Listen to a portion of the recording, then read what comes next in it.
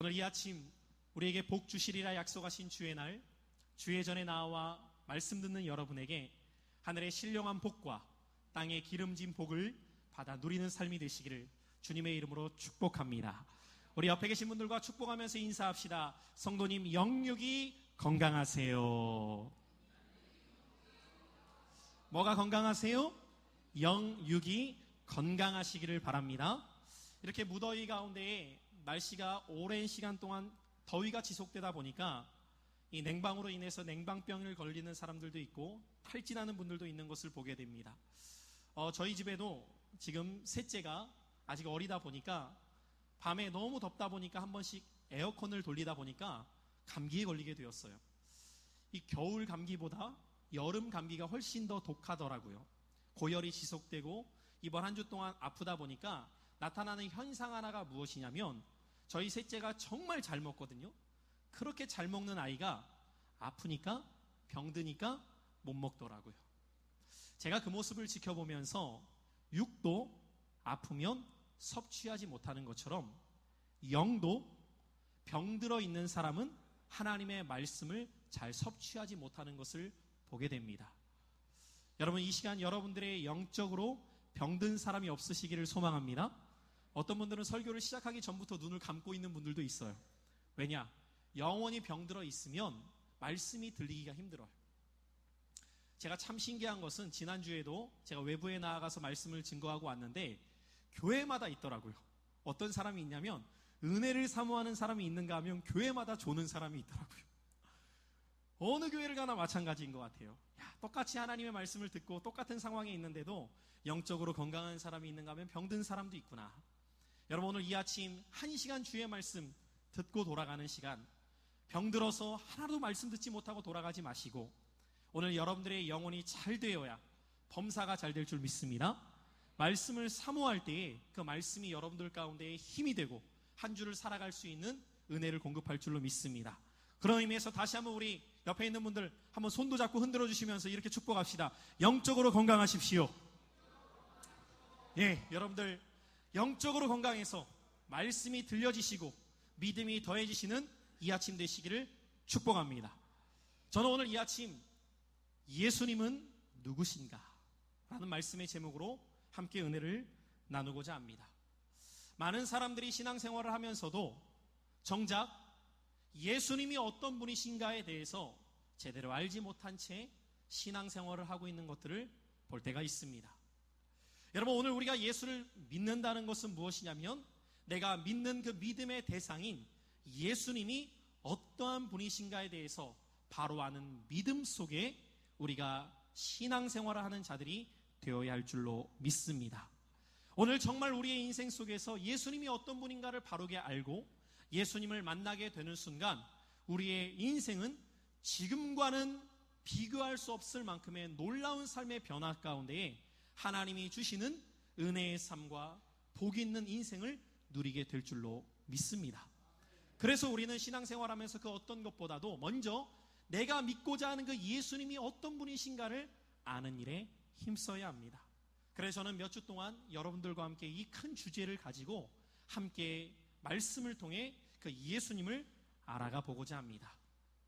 오늘날 이 시대를 살아가고 있는 많은 현대인들의 모습을 보게 되면은 현대인들을 특징 짓는 한 단어를 표현해 보라 라고 했더니 그 단어가 뭐가 떠오르게 되었냐면 스트레스라는 단어가 떠오르게 되었다는 거예요.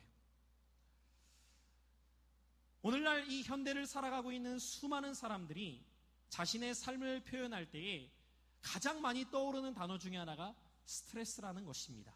스트레스라는 단어는 영어 단어인데 이것을 우리말로 바꾸어 보자면 압박을 받다라는 뜻으로 표현할 수 있습니다. 그만큼 오늘날 이 현대를 살아가고 있는 사람들은 삶의 여러 가지 무게 가운데 압박을 받는 삶을 살아가고 있다는 것이죠. 이것을 다른 표현으로 하자면 무거운 짐을 지고 살아가는 것 같이 하루하루를 힘겹게 살아가고 있는 사람들이 오늘날 이 시대를 살아가고 있는 사람들의 모습이라는 것입니다. 수많은 사람들이 인생의 문제들 속에서 저마다 자신의 삶의 짐을 지고 힘겹게 살아가고 있는 것을 보게 돼요. 학생들은 공부라는 짐, 청년들은 취업과 결혼이라는 짐, 장년들은 생계라는 짐, 그리고 노인들은 건강과 이제 얼마 남지 않은 삶의 끝을 향한 두려움의 짐을 지고 하루하루를 살아가고 있는 모습을 보게 됩니다. 오늘 이 아침 주회전에 나온 여러분들, 오늘 여러분들 삶 속에서는 어떤 삶의 무게들이 여러분들의 짐이 되고 있습니까? 혹시 오늘 이 아침 그런 분들 계십니까? 목사님, 저는 인생의 짐이 하나도 없는데요? 자신 있게 말하실 수 있는 분들 계십니까? 목사님, 저는 스트레스 받는 일 하나도 없어요. 저는 힘든 일 하나도 없어요. 저는 하루하루 정말 그냥 즐겁게 살아가고 있어요. 혹시 이렇게 자신 있게 말씀하실 수 있는 분들 계신가요? 제가 많은 분들을 만나서 상담을 하고 대화를 해보면은 겉으로 정말 밝아 보이는 분들도 몇 마디 교제를 해보니까 그 안에 삶의 짐이 있더라고요. 무게가 있더라고요. 걱정, 근심이 있더라고요. 오늘 이 아침 여러분들에게는 어떤 삶의 짐이 있으십니까? 그런데 여러분들, 오늘 우리에게 찾아오는 여러 가지 삶의 무게의 짐들이 있는데 그 짐들보다 훨씬 더 우리를 힘들게 하는 짐이 있다는 것을 우리는 기억해야 됩니다. 그 짐이 무엇인가?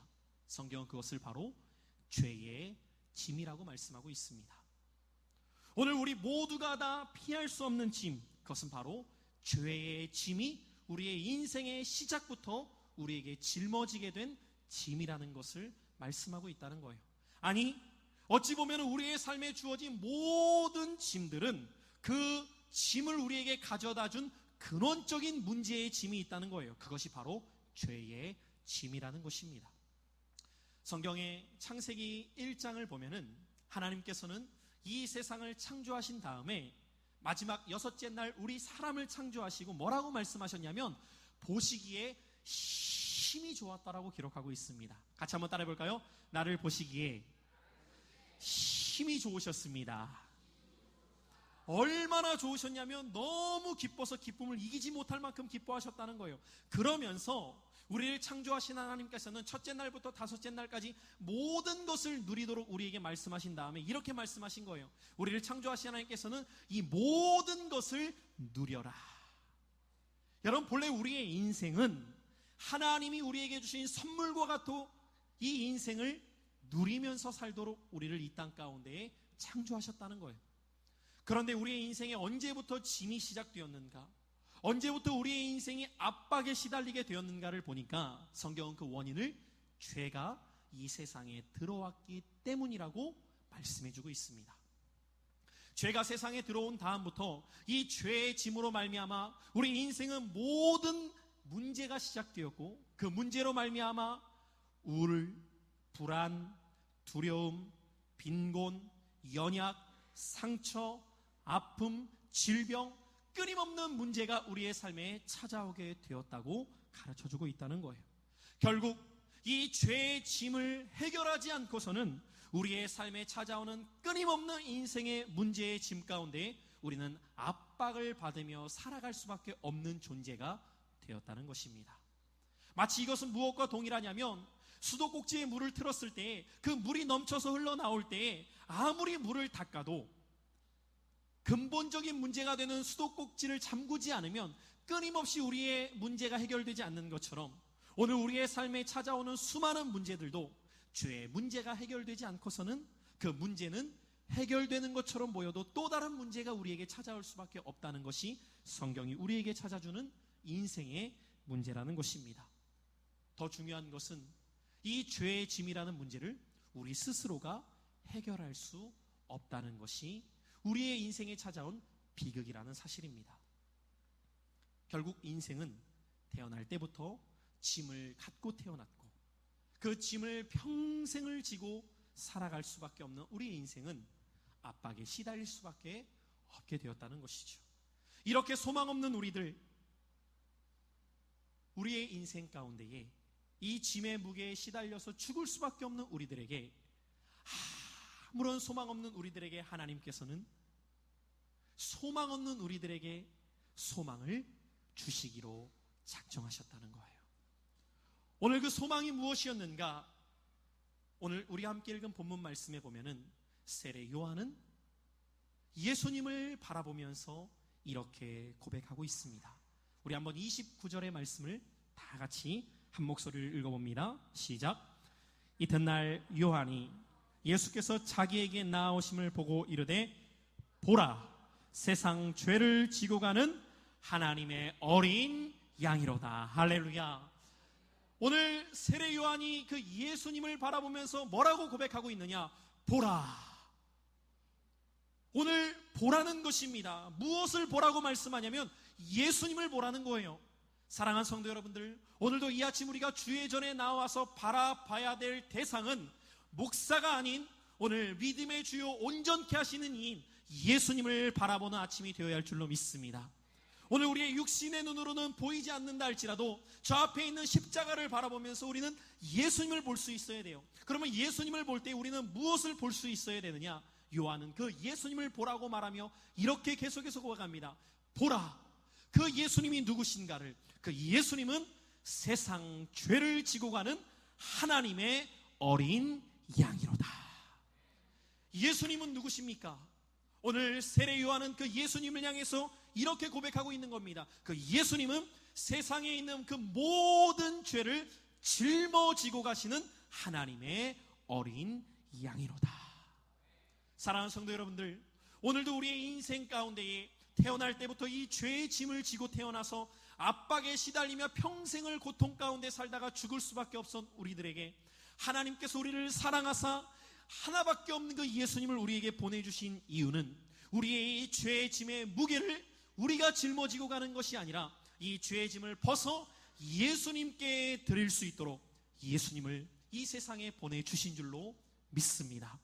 그래서 마태복음 11장 28절에 보면은 오늘 이 아침에도 예수님이 우리를 이렇게 초청하고 계시는 거예요. 우리 앞을 보시고 함께 읽어보겠습니다. 시작. 수고하고 무거운 짐진 자들아 다 내게로 오라. 내가 너희를 쉬게 하리라. 할렐루야. 오늘 이 아침 주님 앞에 나온 여러분들, 주님 앞에서 참된 쉼을 누리고 돌아갈 수 있는 여러분들의 신앙이 되시기를 주님의 이름으로 축원합니다. 오늘 여러분들 보십시오. 요한복음 1장 29절에 보면 보라라고 증언해요. 누구를 보라고요? 예수님을 보라는 거예요. 그런데 마태복음 이 본문의 말씀에 보니까 그 예수님을 바라볼 때 예수님은 우리에게 이렇게 말씀하시는 거예요. 따라해 볼까요? 오라.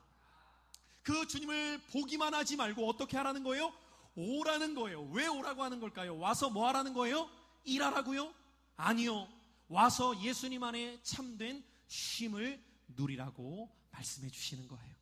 여러분, 얼마나 축복의 말씀입니까? 이 휴가 시즌에 오늘도 광복절이 월요일이라고 해서 수많은 사람들이 산으로 바다로 놀러 갑니다. 마지막 휴가를 즐기고자 많은 사람들이 떠난다고 합니다. 그런데 여러분들, 제가 누차 말씀을 드리지만 세상에서 휴가를 떠날 때 갈 때 사람들은 흥분하고 기대해요. 그런데 갈 때는 그렇게 좋아했던 사람도 올 때 보니까 더 힘든 표정을 하고 오더라고요. 이제 휴가 다 끝났어. 이제 또 일상으로 돌아가서 일해야 돼. 여러분, 세상에서 주는 쉼은 참된 쉼이 될 수 없지만 오늘 예수님이 초청하시는 그 부르심의 쉼은 오늘 우리의 삶에 참된 안식을 주실 줄로 믿습니다. 그래서 그 주님이 오늘 말씀하시는 거예요. 세례 요한이 보라라고 말씀하시는 그 예수님을 우리가 바라볼 때 예수님이 우리를 오라고 말씀하시며 그 예수님 안에 머무는 우리들에게 참된 영혼의 쉼을 주실 줄로 믿습니다. 자, 그렇다면 왜 주님이 우리에게 오라고 말씀하셨을까요? 오늘 말씀해 보니까 우리 모두에게 뭐가 있기 때문이에요? 수고하고 무거운 짐이 있기 때문이에요. 여러분, 이것이 오늘날로 말하자면 스트레스예요. 여러분, 지난주도 얼마나 수고하셨습니까? 지난주도 여러분들 각가지 삶에 주어지는 그 무거운 짐들 가운데 얼마나 힘드셨습니까? 오늘날 많은 이들이 말합니다. 20대 때에도 힘들고 30대 때에도 힘들어서 40대 때는 좀 나아질 줄 알았더니 40대가 돼도 힘들고 50대가 돼도 힘들다는 거예요. 대한민국의 사회에 살아가는 수많은 사람들이 다들 인생의 무게 가운데 힘들다고 말합니다. 20대만 그럴까요? 제가 초등학생들도 만나보면 힘들대요. 초등학생만 그럴까요? 요즘에는 유치원생들도 피곤하대요. 오늘날 수많은 사람들이 자기의 삶에 주어지는 그 피곤과 무게 속에서 지쳐가고 있어요. 그런데 그 주님은 우리에게 이렇게 말씀하시는 거예요. 수고하고 무거운 짐진 자들아. 여러분, 주님도 아신다는 거예요. 무엇을요? 우리가 수고하고 있다는 것을, 우리에게 무거운 짐이 있다는 것을. 그래서 오라는 거예요. 내가 너희를 쉬게 하리라. 여러분, 이 쉬게 한다는 말씀 속에서는 어떤 의미가 담겨 있는지 아십니까? 내가 짊어지고 있는 이 무거운 죄의 짐을 주님 벗겨주시겠다는 거예요. 스스로 벗을 수 없기 때문에, 스스로 내려놓을 수 없기 때문에 주님 그거 벗겨주시고 쉬게 해주시겠다는 거예요. 예수님이 이 땅에 오신 가장 큰 이유가 무엇이냐? 우리의 죄의 짐을 대신 짊어져 주시기 위해 이 땅에 오신 줄로 믿습니다. 그런데 여러분들, 오늘 우리가 요한복음 1장 29절에 보면은 요한은 이 예수님에 대해 말씀하면서 보라, 세상 죄를 지고 가는 하나님의 아들이라고 말하는 것이 아니라 하나님의 어린 양이라고 말씀합니다. 여러분, 이 말씀을 오늘날 우리가 들을 때에는 이것이 피부로 와닿지 않습니다. 그러나 이 말씀이 처음 기록되었을 때, 유대인들이 이 말씀을 들었을 때에는 이 말씀이 그들에게는 피부로 와닿는 표현이었어요. 왜냐하면 오늘 우리는 목축 시대에 살고 있지 않기 때문에 이 어린 양이라는 표현이 무엇인가가 직접적으로 와닿지 않지만, 유대인들에게 있어서 이 어린 양이라는 표현은 그들에게 연상되어지는 말씀이 자연적으로 오버랩되었기 때문입니다. 이 말씀을 우리가 이해하기 위해서는 레위기 16장에 기록된 말씀을 함께 살펴보아야 되는데, 우리 한번 레위기 16장 7절로 10절까지의 말씀을 우리 앞을 보시고 함께 읽어보겠습니다. 이 말씀이 어떤 의미인가? 같이 한번 읽어봅니다. 시작. 또 그 두 염소를 가지고 회막문 여호와 앞에 두고, 또 염소를 위하여 제비 뽑되 한 제비는 여호와께 원하고 한 제비는 아사엘을 위하여 할지며, 아론은 여호와를 위하여 제비 뽑은 염소를 속죄제로 드리고 아사셀을 위하여 제비 뽑은 염소는 산채로 여호와 앞에 두었다가 그것으로 속죄하고 아사셀을 위하여 광야로 보낼지니라. 여러분, 오늘 이 말씀은 무슨 상황이냐면, 이스라엘 백성들에게 있어서는 그들이 1년에 한 번씩 하나님 앞에 그들의 모든 죄를 사함받는 대속죄일이 있었습니다. 이 대속죄일이 7월 10일이에요. 그래서 7월 10일이 되면은 모든 이스라엘 백성들이 회막을 중심으로 모였고, 대제사장은 그들의 모든 죄를 가져다가 1년에 단 한 차례 지성소에 들어가게 됩니다. 이 지성소에 들어가는 이유는 그들의 죄를 하나님 앞에 속죄받기 위해서였어요. 그런데 그들이 이 대제사장 앞에 속죄를 받기 위해서 나아갈 때는 반드시 염소를 2마리를 준비하게 되었는데, 한 마리는 제비를 뽑아서 뽑힌 그 염소는 죽여서 하나님 앞에 제사를 온전히 올려드리게 되고, 다른 한 마리는 어떻게 행하냐면 그들의 모든 죄를 대신하여서 제사장이 그 염소의 머리에 손을 얹고 그 죄를 전가하는 의식을 행하게 돼요. 이 전가하는 의식을 통해서 어떤 행위를 행하는 것이냐면, 하나님 앞에 이 백성들의 모든 죄를 이 염소에게 옮겨가게 하는 것이에요. 그리고 이렇게 죄를 전가받은 염소는 죽이지 않고 광야로 내보내게 돼요. 그렇게 광야로 내보낸 염소는 광야에서 방황하면서 헤매다가 괴로움 가운데, 고통 가운데 지내다가 죽임을 당하게 됩니다. 자, 그렇다면 여러분들, 왜 이런 의식을 치렀던 것이냐? 구약에 기록된 모든 의식은 예수 그리스도의 예표입니다. 예수님이 이 땅에 오실 때의 모습을 상징적으로 보여주는 예표예요. 자, 여러분들, 오늘 이 염소가 광야에서 고통 중에 행하다가 방황하다가 죽임을 당하는 모습을 볼 때 우리는 자연적으로 누구를 연상하게 되냐면, 우리를 위해서 이 땅 가운데 오셔서 이 세상 가운데 고통 당하시다가 십자가에 달려 죽으실 예수 그리스도를 떠올리게 되는 것입니다. 여러분, 오늘 이 모습을 통해서 세례 요한은 지금 예수님을 바라보면서 뭐라고 말씀하냐면, 보라, 세상 죄를 지고 가는 하나님의 어린 양이로다. 이 예수 그리스도의 십자가의 사건을 아사셀의 염소를 예표하는 모습으로 보여줌으로 말미암아 오늘 이스라엘 백성들에게 예수님이 어떤 분이신가를 가르쳐주기를 원했다는 사실이에요. 사랑하는 성도 여러분들, 오늘도 우리가 이 아침 주의 전에 나와 예배할 수 있는 이유, 우리가 죄의 짐을 벗을 수 있는 이유, 이 모든 것은 단 한 가지, 예수님의 십자가가 있었기에 가능한 일인 줄로 믿으시기를 바랍니다. 여러분, 십자가는 무엇입니까? 우리는 십자가를 바라볼 때 우리 죄의 짐의 무게를 볼 수 있어야 돼요. 우리가 십자가를 볼 때에 지금 앞에 달려있는 십자가보다 훨씬 더 크고 무거운 십자가를 예수님은 짊어지시고 골고다까지 올라가셨어요. 여러분, 그 십자가의 무게가 얼마나 무거웠던지 주님은 가다가 끊임없이 넘어지시고 쓰러지십니다. 여러분, 이렇게 십자가가 무거운 이유는 왜 그러냐? 세상에 있는 죄를 짊어지고 가시는 그 예수님이 우리의 죄가 얼마나 무겁고 우리의 죄가 얼마나 흉악한가를 보여주시기 위해서였다는 거예요. 그리고 그 십자가를 지시고 골고다 정상까지 올라가셨던 주님, 그 골고다 정상에 십자가가 세워지게 돼요. 그리고 그 십자가 앞에서 주님이 매달려 죽임을 당하셨던 거예요. 여러분, 주님이 왜 십자가에 매달려 죽으셨던 것입니까?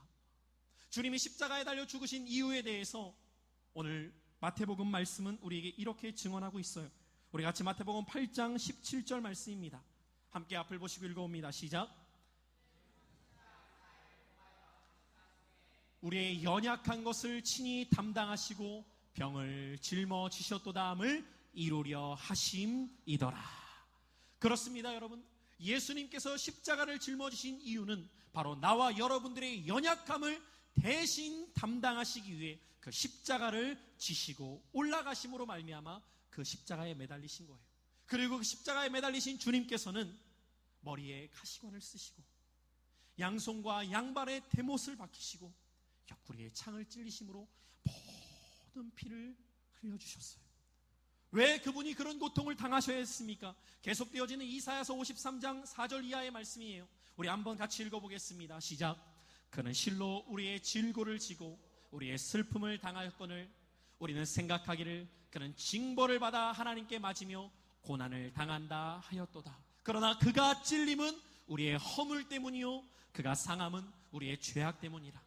그가 징계를 받음으로 우리가 평화를 누리고 그가 채찍에 맞음으로 우리가 나음을 입었도다. 우리는 다 양 같아서 그를 행하여 각기 제 길로 갔거늘 여호와께서는 우리 모두의 죄악을 그에게 담당시키셨도다. 여러분, 바로 이것이 복음입니다. 여러분, 골고다라는 뜻이 무엇인지 아십니까? 골고다라는 뜻은 해골이에요. 여러분, 해골은 죽었다는 것을 상징하는 거예요. 우리 모두의 상태가 해골처럼 죽어 있었습니다. 그런데 그 해골의 정수리에, 그 해골의 꼭대기에 십자가가 박힌 거예요. 그리고 그 십자가가 예수님의 피를 통하여서 그 해골에 흘러 내려옴으로 말미암아 그 십자가의 보혈이 그 죽어 있었던 해골처럼 우리의 인생 가운데에 오늘 그 십자가의 보혈로 말미암아 우리에게 새 생명을 가져다 주신 줄로 믿습니다. 여러분, 이것이 십자가의 보혈이에요. 오늘도 이 아침 우리가 주 앞에 나와서 죄의 짐을 그분 앞에 벗고 십자가 밑에 나가 내 짐을 풀었네. 그러면서 우리는 고백할 수 있는 거예요. 주님을 찬송하며 할렐루야 할렐루야. 내 앞길 멀고 험하다 할지라도 주님 따라가는 이유는 그 십자가 안에 내 생명이 있기 때문입니다. 오늘 이 아침 그 십자가의 도가 멸망당하는 자들에게는 미련할지 모르겠지만 오늘 구원받는 우리에게는 하나님의 능력이 되는 줄로 믿으시기를 바랍니다. 그래서 여러분들, 오늘도 예수님은 누구십니까? 그분은 나와 여러분들의 벗을 수 없었던 이 죄의 짐을 짊어지시고 내가 당해야 될 고통 당하시며 내가 걸어가야 될 그 골고다의 길을 걸어가심으로 말미암아 그 해골과 같은 우리의 인생 가운데에 물과 피 다 쏟아주심으로 말미암아 나와 여러분들에게 새 생명을 주신 분이세요. 여러분, 이것이 바로 오늘날 우리가 주님을 믿는 이유입니다. 주님은 누구이십니까? 그분은 나의 죄를 짊어지시고 보라, 세상 죄를 짊어지고 가는 하나님의 어린 양이로다. 같이 한번 고백해 보실까요? 자신의 이름을 넣어서 보라, 성목의 짐을 지고, 또 졸다가 성목이라고 하지 마시고 자신의 이름을 넣어서 고백해 보세요. 보라, 성목의 짐을 지고. 누구 짐을 지고요? 세상 죄를이라는 것은 거기에 내 죄가 담겨 있는 거예요. 내 죄를 짊어지고 걸어가는 하나님의 어린 양이로다. 여러분, 만약에 예수님이 우리의 죄를 대신 짊어지지 않으셨다면 어떻게 되었을까요? 오늘도 우리는 아무 소망이 없는 거예요. 왜냐하면 성경은 로마서 3장을 통해 분명히 고백하기를 의인은 없나니 하나도 없다고 말씀하시며 6장 23절에 죄의 삭은 사망이라는 거예요. 여러분, 오늘 우리에게는 태어날 때부터 아무런 소망이 없었다는 거예요. 왜?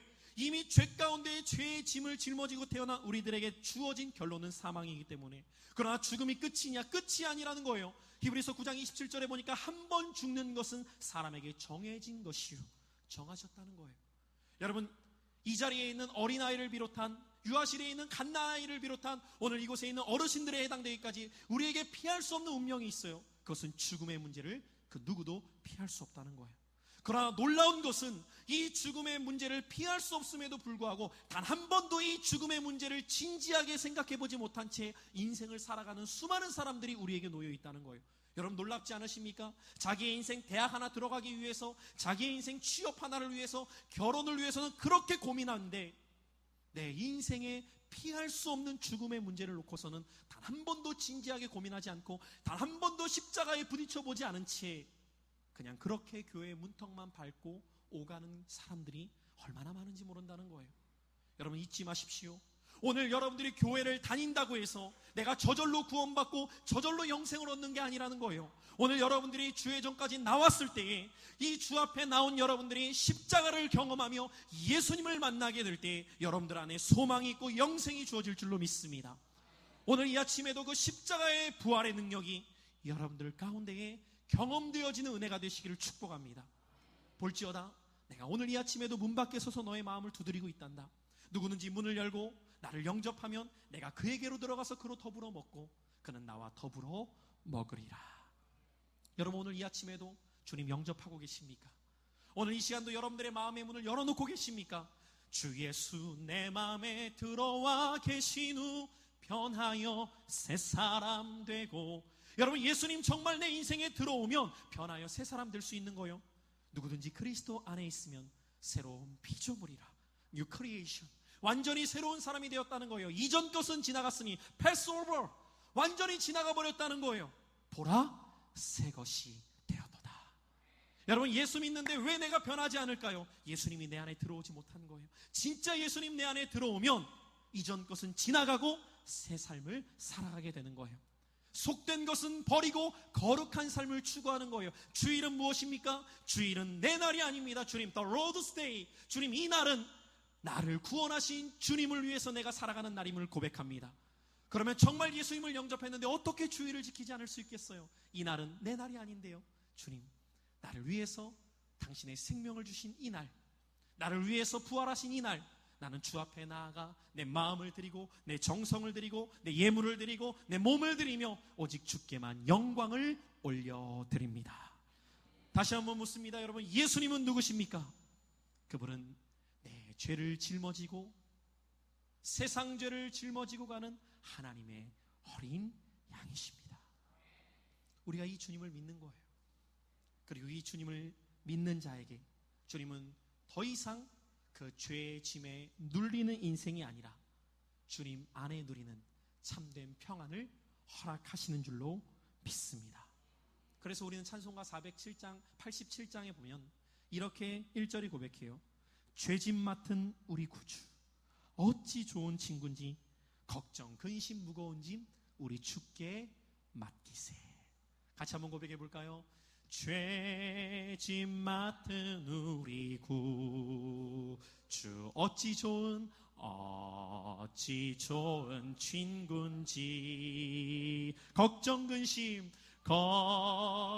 근심 무거운 짐 우리 주께 맡기세.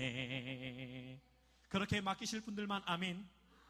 오늘도 여러분들 이 아침 우리 주님 우리의 무엇을 맡아주셨다고요? 죄의 짐을 맡아주셨다고요. 그 주님이 우리의 누구 되어주신다고요?